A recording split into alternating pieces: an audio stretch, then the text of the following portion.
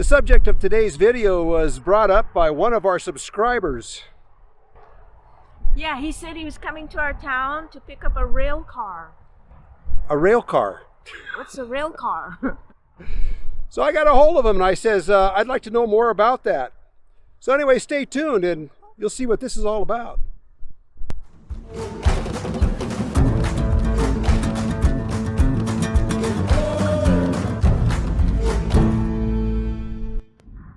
Well, when he mentioned that, I said I'd like to learn more about it, and I ended up learning a bunch. I learned about a new hobby, a very unusual hobby, and met a very interesting man.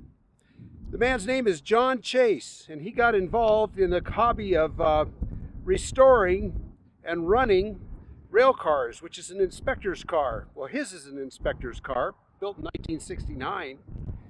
Anyway, let's go see what John had to say. And oh, by the way, my subscriber's name is Ken, and he's buying this rail car from John and going over it in detail and learning all about it. I think you might find this interesting too.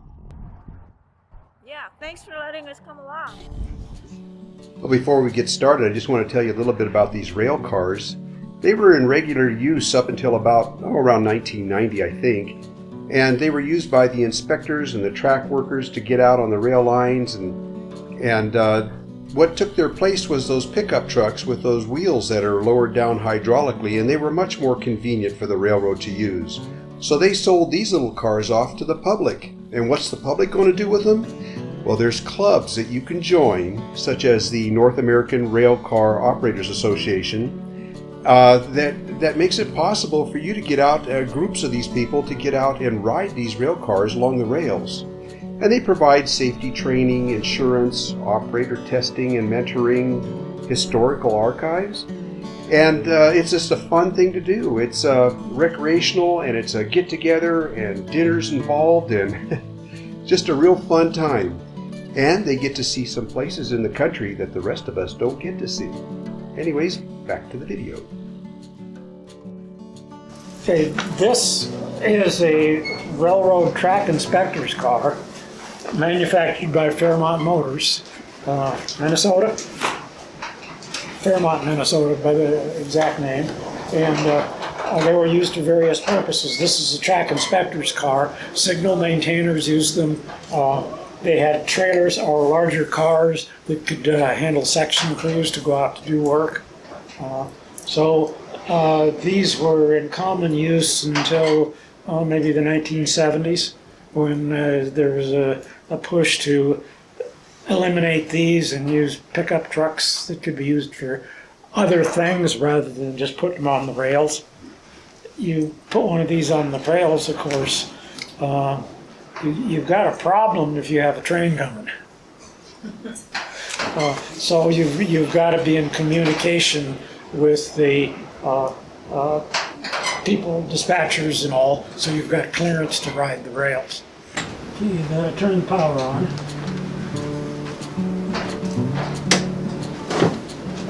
It's on? Yeah, we got a light. Okay. Choke, full choke. Okay. And then ignition on. Now this is the starter. Okay. I want to make sure I'm in neutral first, right? Right.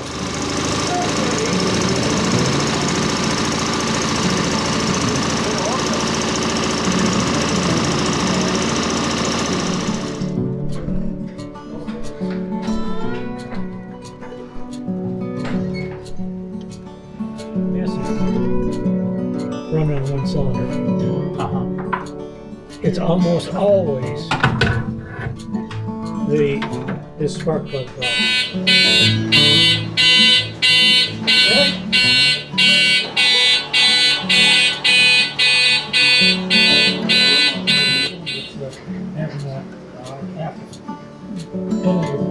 When you're operating. Right, yeah. And the other is when you've got cold, wet, or very damp.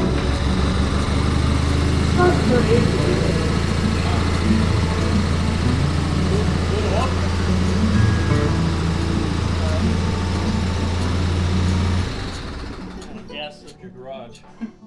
And you can't just take them off the tracks anyway. There needs to be a place called a set-off. Usually it's something like a crossing where you can lift the car and turn it and then roll it off to the side. It's quite a backbreaker if you're doing that by yourself. I'm sure a lot of railroaders, if you're a track inspector out there by yourself, probably in your later years you were seeing a chiropractor or somebody to repair your back, because lifting these things off is a real headache. See that? Very good, John. Thank you. You're welcome. Thank you very much. Display panels there, I built 42 of them. Oh. And they're located in the hotels up in Glacier Park and at the Amtrak station. Those are probably going to Glacier Park Conservancy, Home Depot. Yeah, I remember that picture. When I went to Glacier Park, they had a picture of that up there, that one. When you go to the highway to the Sun Road, Okay. out there, they got the chateau or lodge or whatever. Yeah, They got those pictures. I remember seeing that picture. well, it was a popular postcard. I just dig out some early postcards too. Yeah. So then there's the parts list and how things go together. Exported dues. There's a chance you can get parts for it. Uh-huh. Yeah, it was Great Northern, was it? Right, 1947, 48, 49, we lived at East Glacier. Oh. And of course, the thing to do was to go up to the train station for the noon train. You had to just stand there on the platform watching what was going on. Usually they had some Blackfeet Indians up there to pose for pictures with the passengers. Oh.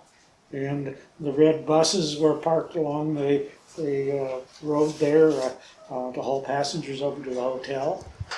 It was quite a spectacle. Yeah. And at that period of time, and even in 49, was the majority of the people that came to the Glacier Park, did they come by train, or was it? Yeah, it was kind of in a transitional period where people were doing more driving.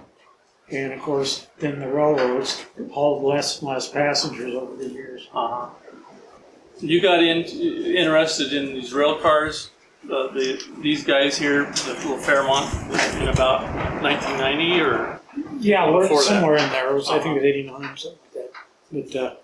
But I had a friend in Missoula, Bill Taylor, and he was somebody that had one of these, and it just appealed to me. I just wanted to give it a try, and he knew somebody that had one for sale. Uh-huh. So I bought one, and gee whiz, what a wonderful activity. Certainly, it was probably one of the best investments in my life to buy one of these and have the opportunity to get out on the rails and meet. There's a lot of people in this hobby, and they're really a great group of people. And you got to see a lot of beautiful countryside that you don't normally see by car. Right. Particularly, one of my favorites is the canyon, Silverbill Canyon between Butte and Anaconda. There's no road in there, but there were 3 railroads. So the only way you're going to see it is walk or ride rail cars. Uh-huh.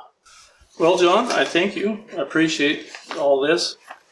And I guess I'll hook onto the trailer. We'll try to load it up. Well, we hope you folks enjoyed this video, so please like, share, and subscribe, and we'll see you around.